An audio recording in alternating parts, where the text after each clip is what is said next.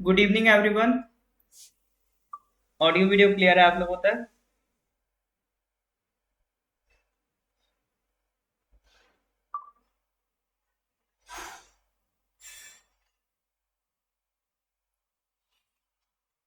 हाँ जी।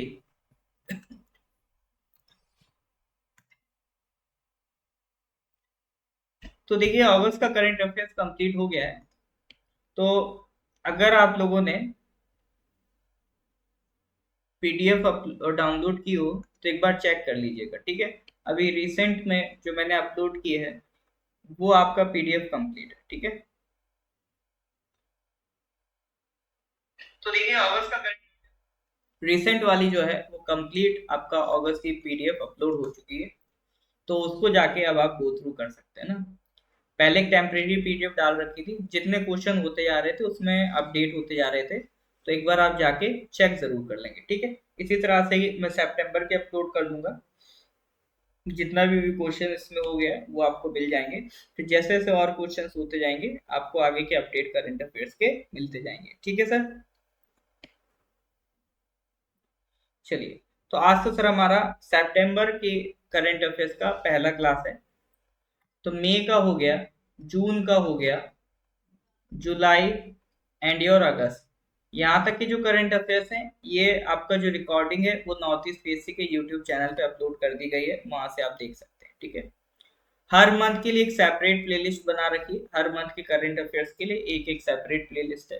तो अगर आपको मई का देखना तो मई स्पेसिफिक अलग प्लेलिस्ट है, जून स्पेसिफिक अलग प्लेलिस्ट है, ठीक है सर। इस तरह से चीजें चल रही हैं। तो स्टार्ट करते हैं सर आज के question. Question number 1. Recently, Chokua rice has been given GI tag from which of the following states? GI tag से रिलेटेड सर सवाल है। चोकुआ राइस किस स्टेट से बिलोंग करता है?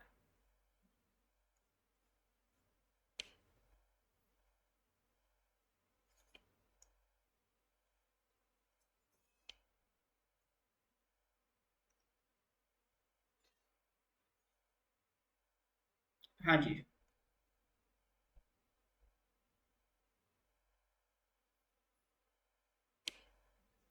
क्या होगा करेक्ट आंसर?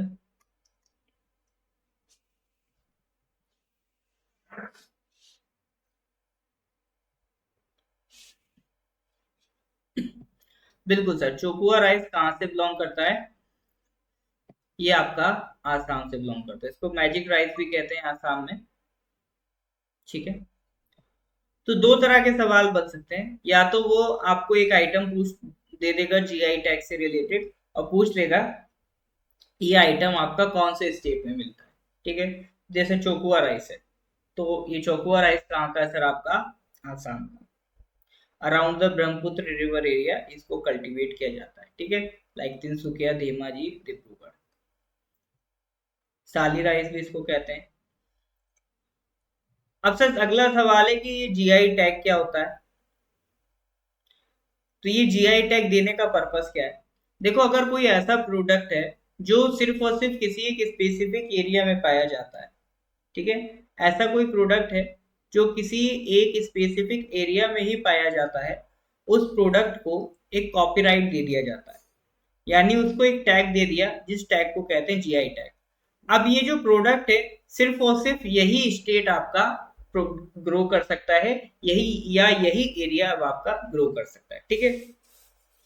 जिस प्रोडक्ट को जिस जगह पर जीआई टैग मिलेगा वो सिर्फ और सिर्फ वहीं पर बन सकता है। बाकी जगह पर उसे जो माना जाएगा वो वैलिड नहीं होगा, ठीक है। तो ये एक तरीके का साइन होता है use on products that have a specific geographical origin and possess qualities or a reputation that are due to that origin, ठीक है। जैसे एग्रीकल्चरल प्रोडक्ट्स हो गए, फूड स्टफ्स हो गए, वाइन हो गई, स्प्रिट ड्रिंक्स हो गई, हैंडीक्राफ्ट्स हो गए, इंडस्ट्रियल प्रोडक्ट्स हो गए, ये इन सब पे जीआई टैग दिया जाता है। वीडियो क्लियर नहीं है तो अपना इंटरनेट कनेक्शन आप एक बार चेक करिए, ठीक है। या फिर वीडियो को बंद करके दोबारा से ऑन करने की कोशिश करिए, ठीक है। बोगे सोम्योर जी। आपको किसके देखने से दिक्कत हो रहा है?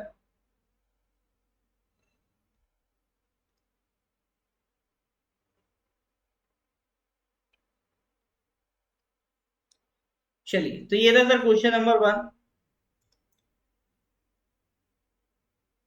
Question number 2, recently which of the following has been appointed as the chairman of one nation one election committee?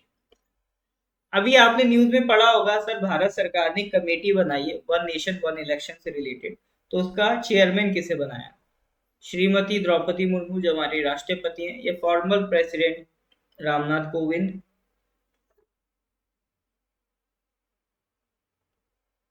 या फिर डी वाई चंद्रचूड़, या फिर हरीश साहब?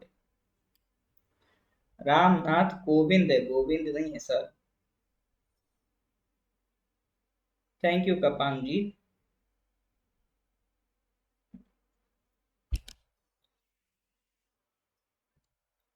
हाँ जी, one nation one election committee बनाई गई है, उससे रिलेटेड सवाल है। तो देखो, अभी वन नेशन वन इलेक्शन की डिमांड चल रही है, अभी देखते हैं ये वन नेशन वन इलेक्शन का मतलब क्या है। ठीक है, तो इसके लिए कमेटी बनाई गई है, ये चेक करने के लिए क्या ये फिजिबल है, और अगर ये करा जाएगा वन नेशन वन इलेक्शन तो किस तरह से किया जा सकता है। तो इसके लिए एक कमेटी बनाई गई है जिसके चेयरपर्सन है हमारे फॉर्मर प्रेसिडेंट रामनाथ कोविंद जी। ठीक है, रामनाथ कोविंद जी की चेयरमैनशिप में ये कमेटी काम करेगी। अब सर अगला पार्ट आता है कि वन नेशन वन इलेक्शन का मतलब क्या है। देखो, इनका पर्पस ये है कि जैसे कई सारे स्टेट्स होते हैं, जैसे फॉर एग्जांपल यूपी ले लो।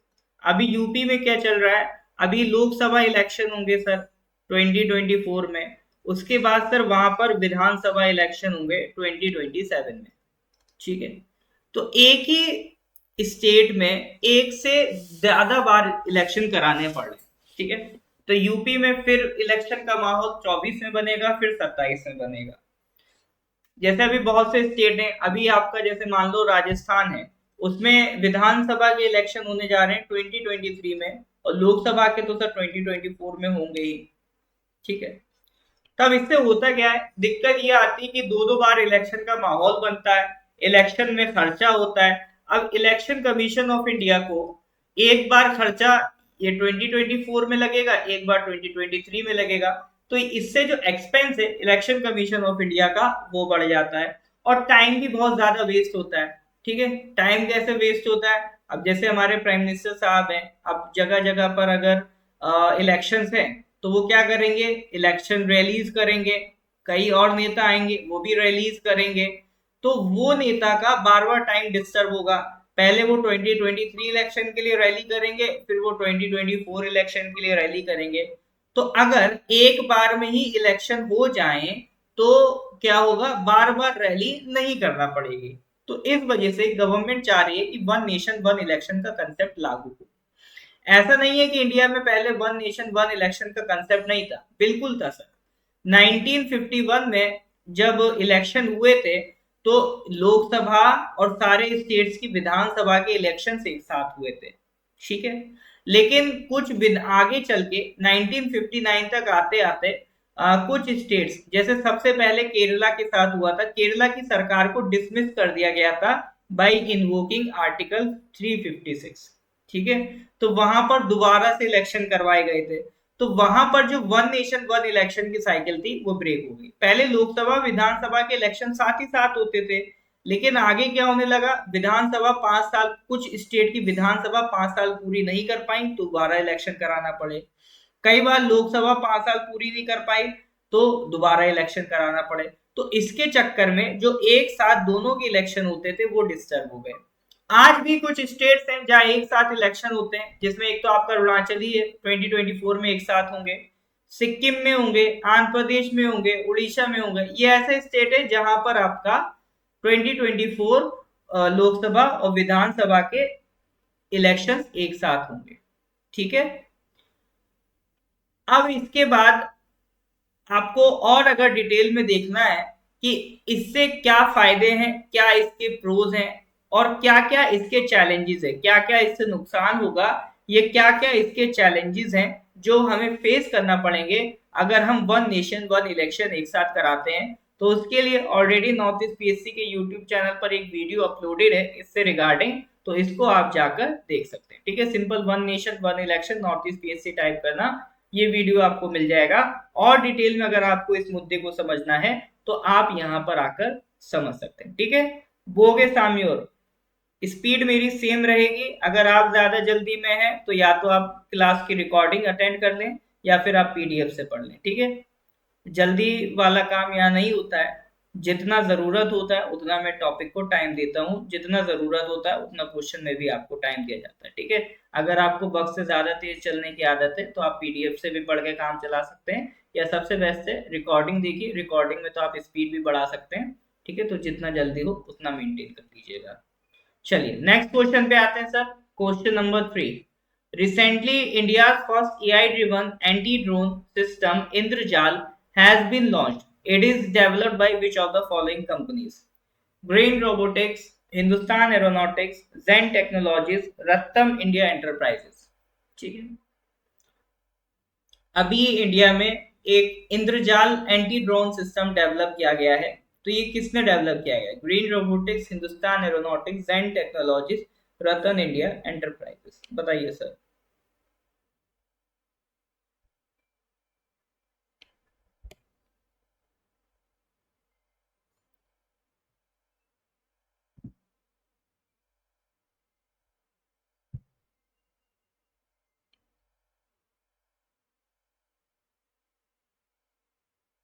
हाँ जी सर, क्या होगा करेक्ट आंसर?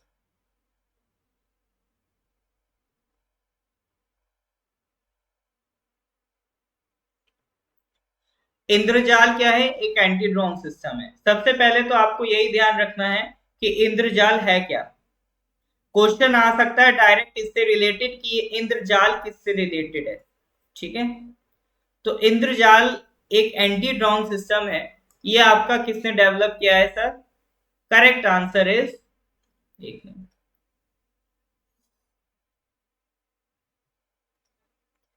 Green robotics. ठीक है, इसको किसने डेवलप किया है? ग्रीन रोबोटिक्स ने डेवलप किया है सर।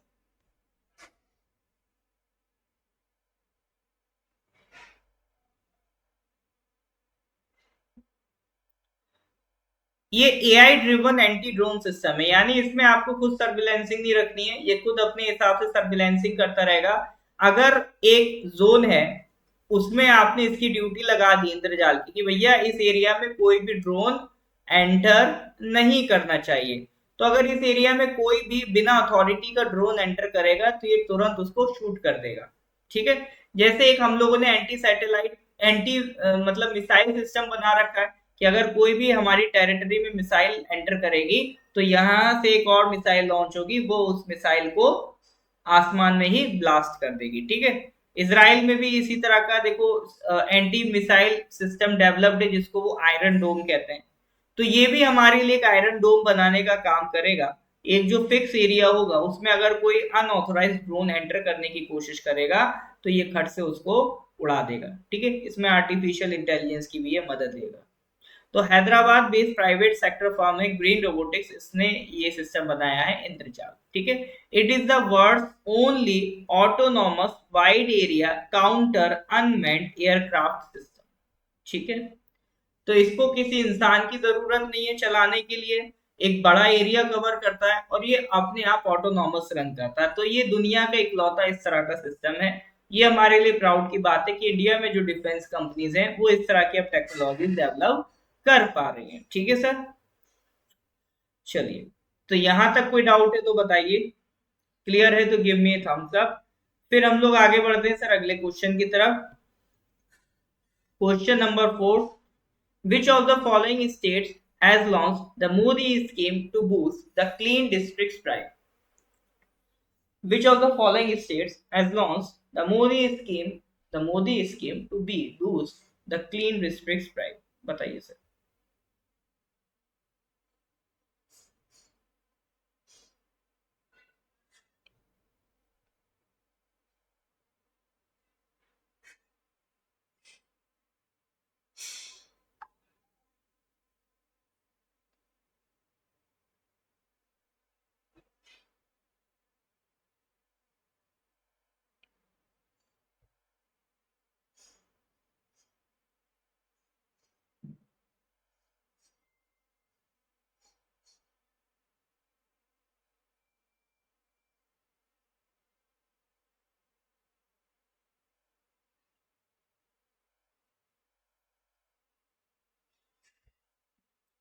उत्तर प्रदेश।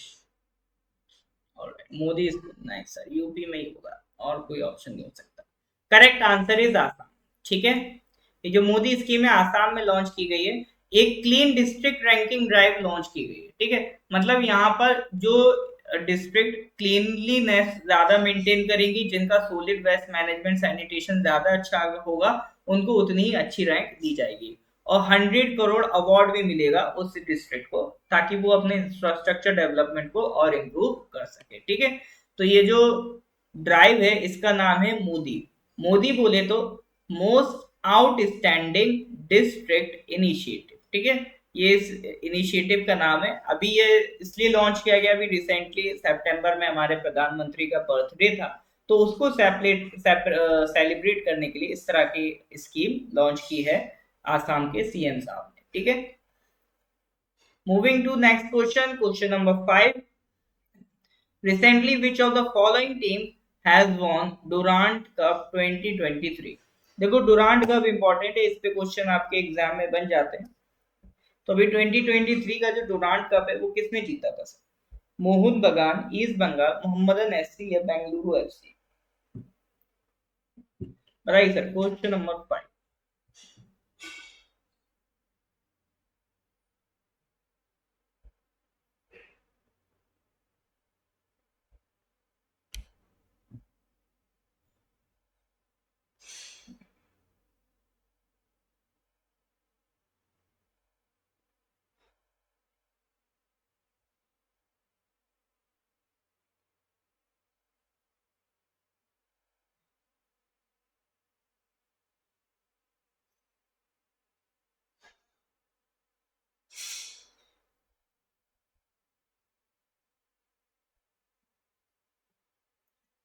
हाँ जी, डुरांड कप से रिलेटेड सवाल है। बिल्कुल सही, मोहन बगान। Correct answer is Mohun Bagan Super Giant beat East Bengal to win the Durand Cup 2023। ठीक है, तो ध्यान रखिएगा डुरांड कप 2023 किसने जीता है, कहां पर हुआ था? वेस्ट बंगाल में हुआ था।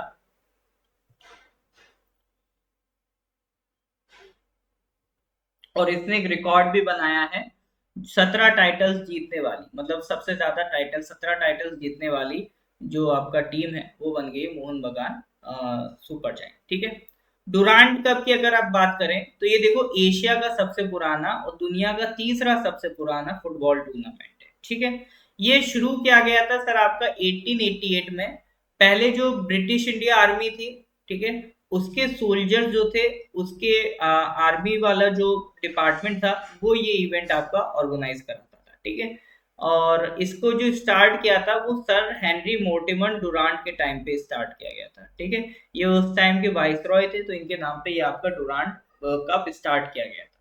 ठीक है, तो जो डिफरेंट डिपार्टमेंट और रेजिमेंट थे आर्म फोर्सेस ऑफ इंडिया के, उसका ये एक टूर्नामेंट हुआ करता था। ठीक है, आजादी के बाद आर्मी ही, इस इंडियन आर्मी ही इसको मेंटेन करके रखती। ठीक है, ये ज्यादा, ये जो पूरा ऑर्गेनाइजेशन है ये सारा कौन मेंटेन करके रखता है? आपका इंडियन आर्मी। ठीक है, इसमें 3 तरह की ट्रॉफी मिलती है, डुरांड कप, शिमला ट्रॉफी और प्रेसिडेंट्स कप। ठीक है, तो एक बार इसको पढ़ लीजिएगा। मेन चीज ये था कि जीता किसने। ठीक है, डुरांड कप से रिलेटेड सवाल है, चांसेस कम है, ये बस आपके नॉलेज के लिए ये डिटेल यहाँ पर ऐड कर दी गई है। बाकी आपको ध्यान क्या रखना है कि ये आपका जो अवार्ड है ये किसने जीता है। ठीक है, अगर क्वेश्चन आएगा तो डायरेक्ट आएगा कि भैया डुरांड कप 2023 किसने जीता, तब आपको करेक्ट आंसर क्या बताना है? मोहन बगान। चलिए नेक्स्ट क्वेश्चन पे आते हैं, question number 6। Recently, a book titled Fire on Ganges was launched. Who among the following is the author of the book? एक किताब लिखी गई है सर, फायर ऑन गंगेज, उसका ऑथर कौन है? अरुंधति रॉय, दिशा श्रीनेत, शिवांगी जयसिंह या Radhika Iyengar?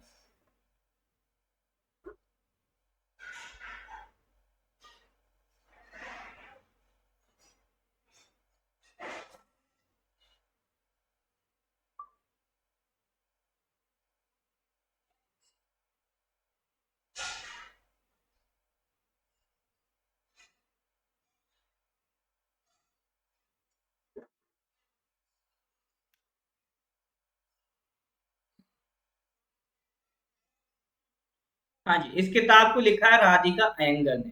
Fire on the Ganges. ये क्या स्टोरी है सर? ये सर यूपी की स्टोरी है। यूपी में गंगा किनारे एक बहुत ही एंशियंट सिटी बसता है, वाराणसी। पहले इसका बनारस नाम था, आज हम इसको वाराणसी के नाम से जानते हैं। इसको कहा जाता है a place where life and death coexist in the most unimaginable way. क्यों ऐसा कह रहे हैं? तो वहां पर एक कम्युनिटी है, उनको डोम्स कहते हैं, ठीक है। वो दलित हैं, वो दलित सब कास्ट है, ठीक है। दलित में भी जो शेड्यूल कास्ट होते हैं उनमें भी कास्ट होती है ना अलग अलग, तो उनमें से एक कम्युनिटी है डोम कम्युनिटी। तो ये उस डोम कम्युनिटी से बिलोंग करते हैं, ठीक है। बहुत ही एंशियंट टाइम से जो बनारस का घाट है, वहां पर जो भी आपको चिता दी जाती है, ठीक है, जो जो क्रीमेशन किया जाता है, हिंदू ट्रेडिशन के हिसाब से जो क्रीमेशन किया जाता है, तो उसका जो प्रोसेस है वो यही लोग करते हैं, ठीक है। वो उसको जो क्रीमेशन है उसको कह रहे हैं सेक्योर्ड फायर। उसकी ओनरशिप सर इन्हीं के पास है। और ऐसा माना जाता है, it is believes the Hindu soul will not achieve liberation from the cycle of death and rebirth अगर उनके हाथ से ये क्रीमेशन नहीं कराया गया, ठीक है। अगर उनके थ्रू क्रीमेशन नहीं हुआ तो माना जाता है कि फिर वो मोक्ष की प्राप्ति नहीं होगी। कि मतलब जैसे हिंदू माइथोलॉजी में, हिंदू ट्रेडिशन में मानते हैं आपका कि जन्म होता है, उसके बाद रीबॉर्न होते हैं, रीबर्थ होता है, ठीक है। ये साइकिल चलती रहती है अनलेस एंड अनटिल, जब तक आपको मोक्ष ना मिल जाए, ठीक है, आपको लिबरेशन ना मिल जाए। तो वो लिबरेशन के लिए माना जाता है, ये जरूरी है कि अगर आप बनारस जाएं तो ये डोम कम्युनिटी के जो लोग हैं अगर ये क्रीमेशन करेंगे तो आपको ये लिबरेशन मिल जाएगा, ठीक है। तो एक आप कह सकते हो सर इनके हाथ में तो मतलब बहुत पावर है ना, ऐसे देखने में तो लगेगा बहुत पावर है। ऐसा होने के बावजूद भी अगर आप इस कम्युनिटी को देखोगे तो बहुत लोएस्ट ऑर्डर में है। कास्ट हायरार्की में देखोगे बहुत लोएस्ट ऑर्डर्स में है। और इसके जो मेंबर्स हैं, आप ऑथर का कहना है कि आज भी इनको अनटचेबल्स माना जाता है, ठीक है। ऑथर इसी चीज को हाईलाइट करना चाह रहा है डोम कम्युनिटी की लाइफ को, कि ये लोग आपका क्रीमेशन भी करते हैं, एक बहुत ही सिक्योर्ड काम भी करते हैं, स्टिल ये अनटचेबल्स कहलाते हैं। तो उनकी जो कंडीशंस हैं उस पे काम करने के लिए राधिक उसको हाईलाइट करने के लिए, दुनिया तक उस कंडीशंस को बताने के लिए राधिका अयंगर ने ये किताब लिखी है। It is the first attempt to chronicle the everyday realities of the Doms. It plunges into Banaras' historical past while narrowing its lens to a few spirited characters from the Dom community. Though their tales of struggle and survival, loss and ambition, betrayal and love, it tells the at times heartbreaking, at times exhilarating story of a community struggling to find a place beyond that accorded to it by ancient tradition. मतलब कुल मिला के जो अभी उनकी conditions हैं उससे related यहाँ पे सारी बातें राधिका अयंगर ने इस किताब में की है, ठीक है सर। तो ये दो कम्युनिटी से रिलेटेड आपका ये किताब है। चलिए नेक्स्ट क्वेश्चन पे आते हैं, question number 7। Recently where has the world's tallest Nataraja statue installed. ये थोड़ा भी अगर करंट अफेयर्स में एक्टिव रहे होगे, नहीं भी रहे होगे, थोड़ा बहुत रील्स वगैरह भी इंस्टाग्राम पे देखी होंगी, तो आप इसको बता पाओगे। अभी दुनिया का सबसे ऊंचा नटराज स्टैचू कहाँ इंस्टॉल है? अच्छा ये नटराज है क्या सर? मतलब नटराज स्टैचू कहते किसके? देखो हिंदू रिलीजन में जो लॉर्ड्स हैं उसमें से एक लॉर्ड है आपका लॉर्ड शिवा, ठीक है। तो लॉर्ड शिवा इन डांसिंग फॉर्म, एक चोला एम्पायर में उनका एक स्टैचू बना था इन डांसिंग फॉर्म, ठीक है। उस स्टैचू को ही नटराज स्टैचू कहा जाता है। नटराज बना है दो वर्ड से मिलके, नट राज। नट बना है नाचना, एक्ट करना, नृत्य से, ठीक है, मतलब डांस। नट मतलब डांस, राज मतलब किंग, मतलब किंग के डांस ऑफ किंग, ठीक है। नटराज मतलब डांस ऑफ किंग या Lord of dance, sorry king of dance या लॉर्ड ऑफ डांस आप कह सकते हो। किसको कहा जा रहा है? लॉर्ड शिवा को कहा जा रहा है, ठीक है। तो नटराज स्टैचू बनाए गए हैं उनके इस एक्ट को दर्शाते हुए। तो ऐसा ही एक स्टैचू भारत सरकार ने भी बनवाया है। अभी G20 की मीटिंग हुई थी, ठीक है। तो G20 की मीटिंग जिस बिल्डिंग में हुई थी उस बिल्डिंग का नाम था भारत मंडपम। ठीक है, ये क्वेश्चन भी पूछ सकता है, ध्यान रखिएगा। ठीक है, तो G20 की मीटिंग कहाँ हो रही है सर आपका? G20 की मीटिंग आपका हुई थी भारत मंडपम में, उस बिल्डिंग का नाम। तो उस भारत मंडपम के बाहर ये नटराज स्टैचू लगाया गया और ये दुनिया का सबसे ऊंचा टॉलेस्ट स्टैचू है। ठीक है, इसको अष्ट धातु यानी 8 मेटल अलॉय से इसको बनाया गया है। तमिलनाडु से कारीगर बुलाए गए थे। 18 टन इसका वेट है। इस स्टैचू को बनाने में जो सबसे इंपॉर्टेंट रोल है वो एक जाने माने स्कल्पटर राधा कृष्णन स्थपति ने निभाया है। ठीक है, इसमें जो मेथड यूज हुआ है, इस स्कल्पचर को बनाने में जो मेथड यूज हुआ है वो हुआ है लॉस्ट वैक्स मेथड, जो एंशियंट टाइम में यूज होता था ये स्कल्पचर बनाने के लिए। उस मेथड की मदद से, ये लॉस्ट वैक्स मेथड के नाम से जाना जाता है, ये स्टैचू बनाया। ये क्वेश्चन भी पूछ सकता है कि जो G20 मीटिंग में नटराज स्टैचू बनाया गया किस मेथड से बनाया गया? लॉस्ट वैक्स मेथड से बनाया गया। ठीक है, इसकी जो डिजाइन है वो 3 नटराज आइडल से इंस्पिरेशन लेती। ठीक है, 3 नटराज आइडल्स इंडिया में है।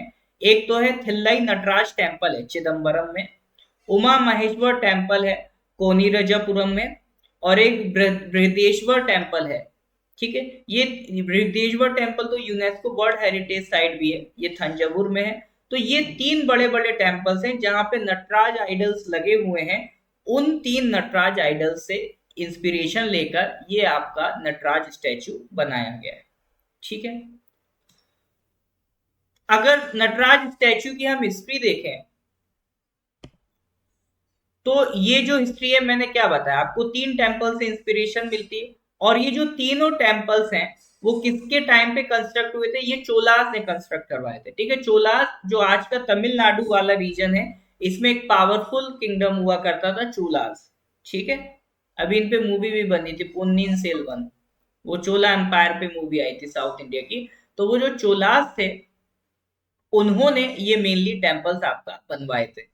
आर्ट और कल्चर में चोलास ने काफी काम किया था। आप साउथ इंडिया में जाओगे, तमिलनाडु में जाओगे, एक से एक जबरदस्त टेम्पल्स आपको देखने को मिल जाएंगे। तो वो ज्यादातर किसकी देन है सर? ये चोला एम्पायर की ही देन है। ठीक है, आर्ट एंड कल्चर में उन्होंने काफी अच्छा काम किया था। देखो, एक हिस्टोरियन है सुसेक्स पाथमितर, उन्होंने लिखा भी है, Chola art and architecture in South India was a product of prosperous, highly efficient empire during the period of its greatest territorial expansion. अब देखो, आर्ट एंड कल्चर उसी कंट्री में या उसी एम्पायर में आपको अच्छा देखने को मिलेगा जो एम्पायर के पास पैसा बहुत होगा, जो एक प्रॉस्पेरस एम्पायर होगी। ठीक है, जो अमीर एम्पायर होती है तो उनके आर्किटेक्चर भी जबरदस्त मिलते हैं। ठीक है, जैसे इंडिया में भी जब आप देखोगे ऐसे रूलर्स हैं जो वीक हैं, तो वीक रूलर्स के टाइम पे आप कोई कंस्ट्रक्शन या कोई आर्किटेक्चर वाला काम नहीं देखोगे। आर्किटेक्चर वाला काम आप कब देखोगे? जब अंपायर प्रॉस्पेरस होगा। जैसे मुगल्स थे आपका, शाहजहां के टाइम पे ताजमहल बन रहा था, पैसा था उनके पास। अकबर के टाइम पे फतेहपुर सीकरी बन रहा, पैसा था सर उनके पास। ठीक है, लेकिन जब लेटर मुगल्स आएंगे कोई पैसा नहीं बचा, तो उस टाइम आप कोई कंस्ट्रक्शन नहीं देखोगे। इसी तरह से चोला एम्पायर था। ठीक है, उनके पास पैसा था तो जबरदस्त लेवल का आर्किटेक्चर भी उन्होंने डेवलप किया। ठीक है, और साउथ इंडिया में आप जाओगे तो वहां पर एक सेक्ट होता है शिवाइट्स। शिवाइट्स जो लॉर्ड शिवा को मानते हैं, वो भी आपको बहुत मिलने वाले हैं, वहां पर बहुत मिलते हैं। ठीक है, तो Shiva as he is worship today evolve from the Vedic deity Rudra. ठीक है, तो उनको महाकाल भी कहा जाता है, जो which destroys all the things, but he is also great aesthetic and the pattern of aesthetics generally. मतलब कुल मिला के आपको ये ध्यान रखना है कि ये जो नटराज स्टैचू है ये ओरिजिन कहाँ से है? ये सर आपका चोला एम्पायर से ओरिजिन है।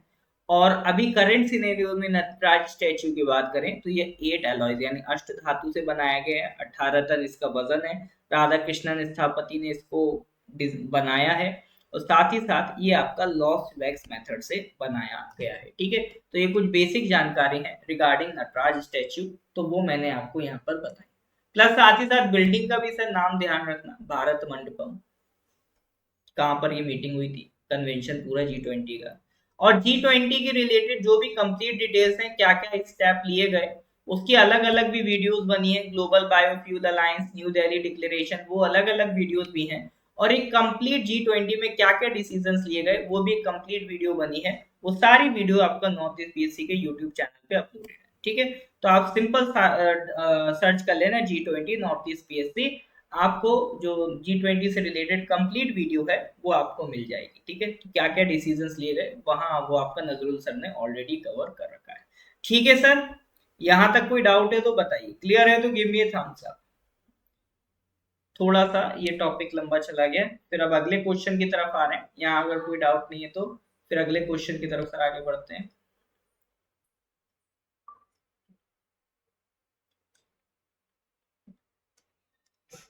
ठीक है, समझ में आ रहा है सर? चलो नेक्स्ट क्वेश्चन पे आते हैं sir. Indian army participates in military exercise bright star 23, which country is it being conducted in? Bright star 23 sir कहाँ कंडक्ट हो रही है?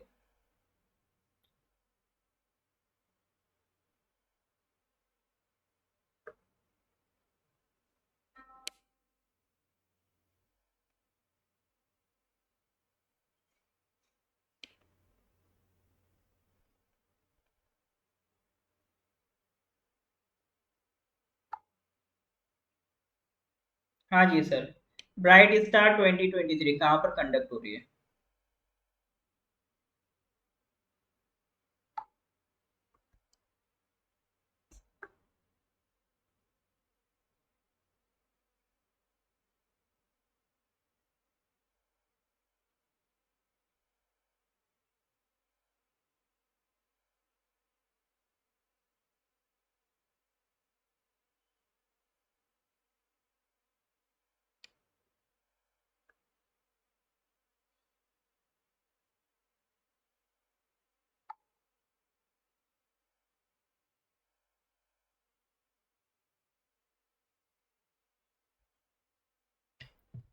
हर बार आंसर जापान नहीं होता है सर, इस बार करेक्ट आंसर इज इजिप्ट। ठीक है, कहां पर हो रही? इजिप्ट में हो रही है। इजिप्ट की कैपिटल बताइए सर। वैसे क्या ही बताओगे, लिखी हुई है सर यहाँ, कायरो। ठीक है, Cairo is the capital of Egypt. अब जब सर इजिप्ट की बात हो रही है तो एक बार इजिप्ट का मैप भी देख लेते हैं, क्योंकि इजिप्ट की जो लोकेशन है ना वो बहुत जबरदस्त जगह पर है। ये आपका एक इंपॉर्टेंट ट्रेडिंग चैनल है जिसे कहते हैं सुइज कैनाल। ठीक है, ये इंपॉर्टेंट स्ट्रेट है, ये आर्टिफिशियली बनाई गई, पहले नहीं था, यहाँ गड्ढा करके ये बनाई गई ताकि इधर आपका जो पूरा यूरोप है और एशिया से कनेक्ट करने के लिए ये सुइज कैनाल काम आता है। ठीक है, तो ये आपका किसके थ्रू होके गुजरती है? ये सर आपका इजिप्ट के थ्रू होके गुजरती है। जो पूरा ये येलोइश पोर्शन देख रहे हो ये सब आपका इजिप्ट वाला इलाका है। ठीक है, इसमें आपका अगर आप देखोगे तो दुनिया की सबसे लंबी रिवर आपको याद होगा नाइल रिवर, ये हम बचपन से पढ़ते आ रहे हैं, तो ये इजिप्ट से ही सर फ्लो होके जाती है। ठीक है, यहाँ पर एक आसवान डैम भी है, ये भी कभी कभी पूछ लेता है आसवान डैम। ठीक है, तो लेक नासिर से निकलते हुए आसवान डैम होते हुए ये नील रिवर है, ये सूडान से आती है और आते आते ये फाइनली मेडिटेरेनियन सी में जाके मिल जाएगी। ठीक है, यहाँ पर एक डेल्टा भी बनाएगी, नाइल डेल्टा कहते हैं। एक लोकेशन सर यहाँ पर ये सुइज कैनाल की है, और ये जो छोटा सा लैंड पोर्शन आप देख रहे हो, इस छोटे से लैंड पोर्शन को हम बोलते हैं पेनिनसुला। इस पेनिनसुला का नाम है सर सिनाई पेनिनसुला। ठीक है, ये कहलाता है सिनाइन पेनिनसुला। और ये जो छोटे छोटे वाटर पोर्शन है आपके, जैसे ये आपका छोटा वाटर पोर्शन, ये छोटा वाटर पोर्शन, ये क्या है सर? गल्फ है। इधर वाला है गल्फ ऑफ सुएज, और ये वाला जो पोर्शन है ये क्या कहलाता है सर? Gulf of अकाबा। ठीक है, ये है गल्फ ऑफ अकाबा। तो gulf of Aqaba, gulf of Suez के बीच में आपका आता है सिनाई पेनिनसुला, और सिनाई पेनिनसुला और ये मेन इजिप्ट को सेपरेट करता है ये आपका इधर सुएज कैनाल। यहीं पर आपको पोर्ट सईद भी देखने को मिल जाएगा। ठीक है, और ये आपका कौन सा दो वाटर बॉडीज को कनेक्ट करता है? स्ट्रेट अगर आप देखोगे एक ऐसा नैरो वाटर चैनल होता है जो बड़े लैंड मासेस को सेपरेट करता है, दो बड़े लैंड मास को, और दो बड़े आपका क्या कहते हैं वाटर बॉडीज को कनेक्ट करता है। वैसे तो ये स्ट्रेट कहलाता है अगर ये नेचुरली बिल्ड होता है, क्योंकि ये आर्टिफिशियली बनाया गया है तो इसीलिए इसको हम क्या कहते हैं? कैनाल कहते हैं। ठीक है, ये सुइज कैनाल, ये किसको कनेक्ट कर रहा है सर? मेडिटेरेनियन सी और रेड सी, इन दोनों को कनेक्ट कर रहा है।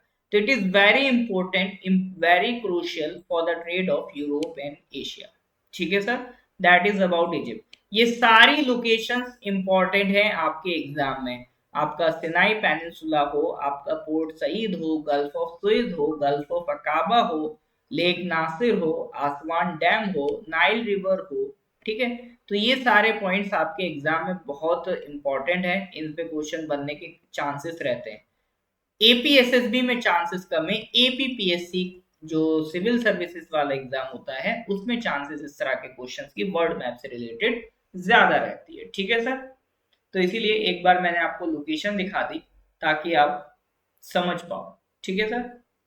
क्लियर है, यहां तक कोई डाउट है, समझ में आ रहा है? क्लियर है तो गिव मी थम्स अप। हाँ जी सर, क्लियर है, कोई डाउट तो नहीं?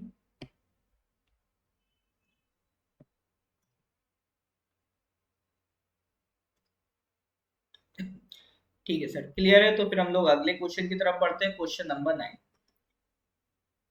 अभी एक स्कीम लॉन्च की गई है, मेरा बिल मेरा अधिकार।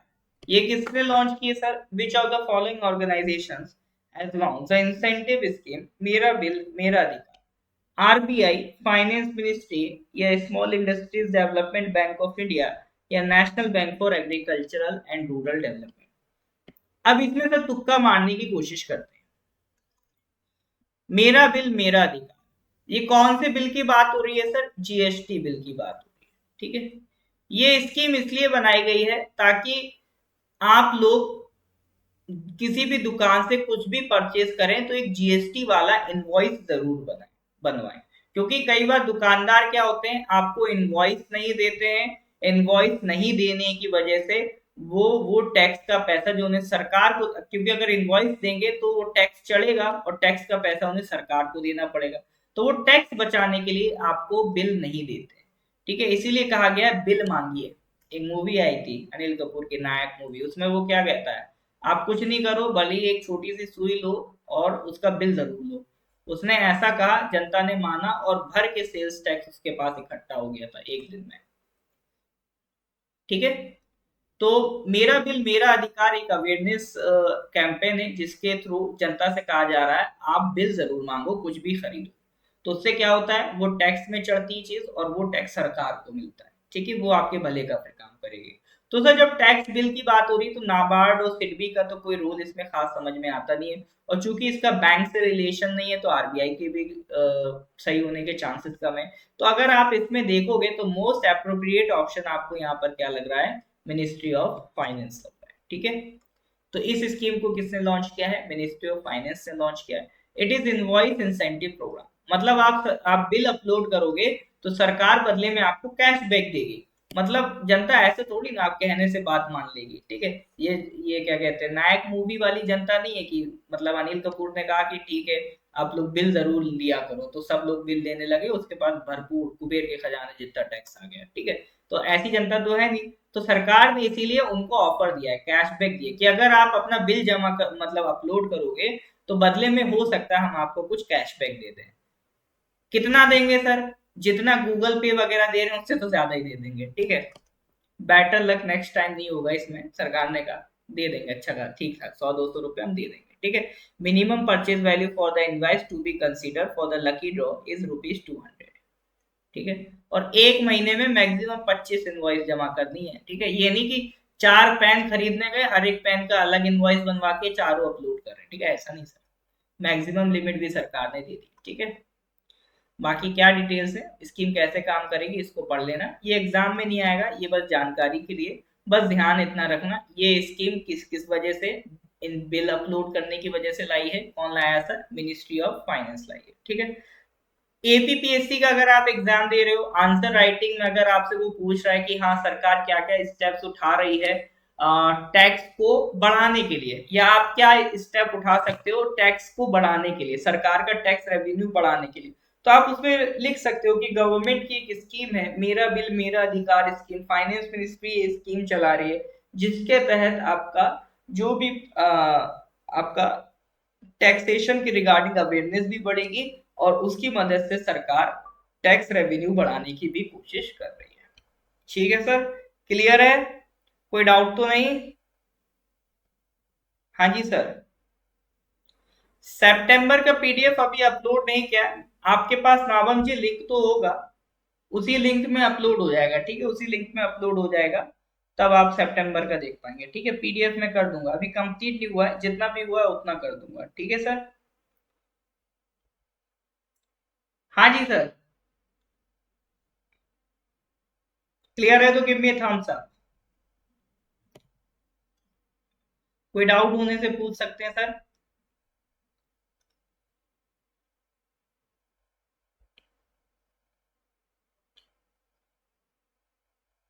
पिंकी जी हैं कि पिंकी जी चली गई? और टाइम से कमेंट नहीं दिखा आपका।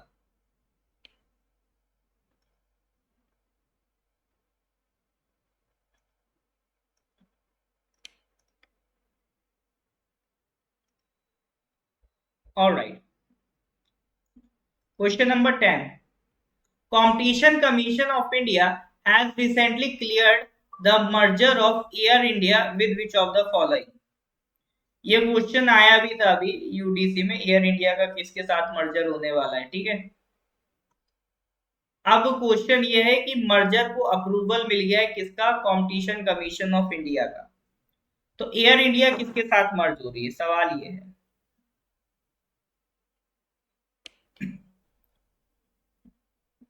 एयर इंडिया को सर किसके साथ मर्ज किया जा रहा है?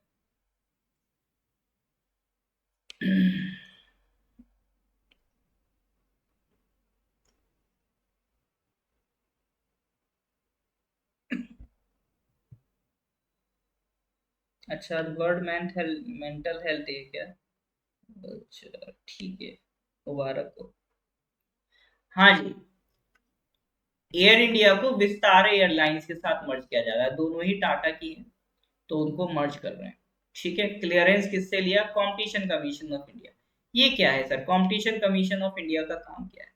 देखो, कंपटीशन कमीशन ऑफ इंडिया का काम है कि बिजनेस में कंपटीशन फेयर बना रहे, ठीक है। जैसे जो कैपिटलिस्ट वर्ड है वो कहता है कि government must not do business, सरकार को बिजनेस करना नहीं चाहिए, बस बिजनेस को रेगुलेट करना चाहिए, ये मेंटेन करना चाहिए कि प्रॉपर प्लेटफॉर्म मिले लोगों को बिजनेस करने के लिए। तो उसके लिए जरूरी है कि सर अगर मान लो कोई बड़ा बिजनेसमैन है, तो अगर उसके सामने कोई छोटा बिजनेसमैन आता है, तो एक होता है ना कि बड़ी मछली छोटी मछली को खा जाती है, तो ये चीज ना हो पाए, उस छोटे बिजनेसमैन को प्रोटेक्शन मिले इस बड़े बिजनेसमैन से, ताकि ये भी ग्रो कर सके, ठीक है, ताकि ये छोटे बिजनेसमैन को भी फेयर चांस मिल सके, इस वजह से क्रिएट किया गया है कंपटीशन कमीशन ऑफ इंडिया। तो ये एक स्टैट्यूटरी बॉडी है, भारत सरकार ने बनाई है। इसके लिए कानून बना है कंपटीशन एक्ट 2002, उसके तहत ही ये बॉडी क्रिएट की गई थी 2009 में। पहले एक कानून था monopolies and restrictive trade practices 1969 का, उसको रिपील करा गया और इसको रिप्लेस किया गया कंपटीशन एक्ट 2002 से, राघवन कमेटी की रिकमेंडेशन पे। तो उसके बाद कंपटीशन एक्ट 2002 के तहत ही आपका ये बॉडी क्रिएट की गई है, कंपटीशन कमीशन ऑफ इंडिया। इसमें एक चेयरपर्सन होता है, 6 मेंबर्स होते हैं, उन सबको कौन अपॉइंट करता है? Central government. ये यही चेक करता है कि बिजनेस फेयर तरीके से हो रहा है कि नहीं हो रहा है। ये एक तरीके की क्वाजी जुडिशियल बॉडी है, quasi judicial body which gives opinions to statutory authorities and also deals with other cases, ठीक है। यानी ये किसी को समन करके, अगर क्वासी जुडिशियल है तो ये किसी को समन भी कर सकती है, मतलब उनको बुला के उनसे सवाल जवाब भी करने की पावर रखती है ये बॉडी। कंपटीशन एक्ट 2002 की अगर हम बात करें तो 2002 में ये कानून बना था, 2007 में इसको अमेंड किया गया था। इसका पर्पस ये है कि एंटी कॉम्पिटिटिव एग्रीमेंट को रोका जा सके, ठीक है। ऐसा ना हो कि जो बड़े प्लेयर्स हैं वो छोटे प्लेयर्स को नुकसान पहुंचाएं किसी तरह से। Abuse of dominant position by enterprises and regulates combinations which causes an appreciable adverse effect on competition within India, ठीक है। इसी कानून के तहत कंपटीशन कमीशन ऑफ इंडिया बनाया गया और कंपटीशन एपेलेट ट्रिब्यूनल बनाया गया, ठीक है। अगर कंपटीशन कमीशन ऑफ इंडिया ने कोई डिसीजन दिया तो आप कहां जा सकते हो? कंपटीशन एपेलेट ट्रिब्यूनल में जा सकते हो। अब तो खैर उसको भी खत्म कर दिया गया, कंपटीशन एपेलेट ट्रिब्यूनल को भी रिप्लेस कर दिया गया एनसीएलटी। तो अगर आपको कंपटीशन कमीशन ऑफ इंडिया के खिलाफ कोई मतलब शिकायत है, आपको कंपटीशन कमीशन ऑफ इंडिया के फैसले से शिकायत है, तो आप एनसीएलटी में जा सकते हो, enclave, national company law appellate tribunal में, ठीक है। पहले कंपटीशन एप्लेट ट्रिब्यूनल अलग था, अब उसको खत्म कर दिया गया, उसकी जगह एनसीएलएटी है। तो सीसीआई के खिलाफ कोई भी बात है तो आप एनसीएलएटी में जा सकते हो, ठीक है। ये एनसीएलएटी ही इंसॉल्वेंट बैंक्रप्सी के मुद्दे देखता है, ठीक है। तो इंसॉल्वेंसी इन बैंक्रप्सी हम कभी किसी और क्लास में देखेंगे जब उसकी बात करेंगे, ठीक है सर। चलिए, तो ये बात समझ में आ रही है। क्वेश्चन नंबर 11 पे आ जाइए फिर। Who is the winner of 2023 Tata steel chess India women's rapid tournament? Sports से रिलेटेड सवाल है सर। स्पोर्ट्स से रिलेटेड सवाल मैंने हमेशा से कहा इंपॉर्टेंट है, इसको जरूर अटेम्प्ट करिए। तो is the winner of 2023 Tata steel chess India women's rapid tournament? Tania Sachdev, Koneru Humpy, Freeja Seshadri, Divya Deshmukh. बताइए सर। ये क्वेश्चन गलत नहीं होना चाहिए। लास्ट क्वेश्चन मैं इसीलिए आपका रख रहा हूँ स्पोर्ट्स बेस्ड, ताकि जिसका अभी तक खाता ना खुला हो इस क्वेश्चन से वो अपना खाता खोल ले, ठीक है। क्योंकि आप लोगों को मुझे पता है स्पोर्ट्स से रिलेटेड सवाल ज्यादा सही होते हैं। हाँ जी।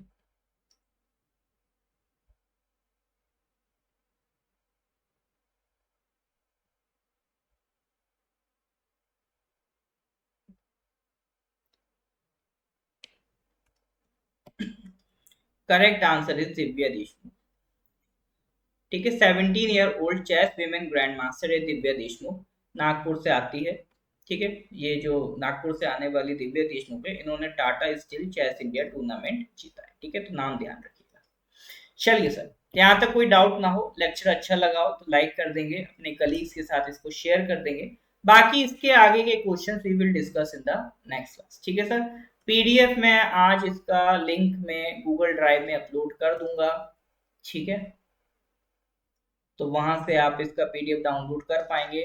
पीडीएफ अभी कंप्लीट नहीं है, जब कंप्लीट हो जाएगा आई विल इन्फॉर्म, ठीक है। अभी आप इतने ही क्वेश्चन रिवाइज करिएगा, फिर जैसे जैसे होता जाएगा आपका पीडीएफ भी आपको अपडेट होता रहेगा, ठीक है। चलिए सर, मिलते हैं फिर सर अगली क्लास में। Till then good bye, have a nice day.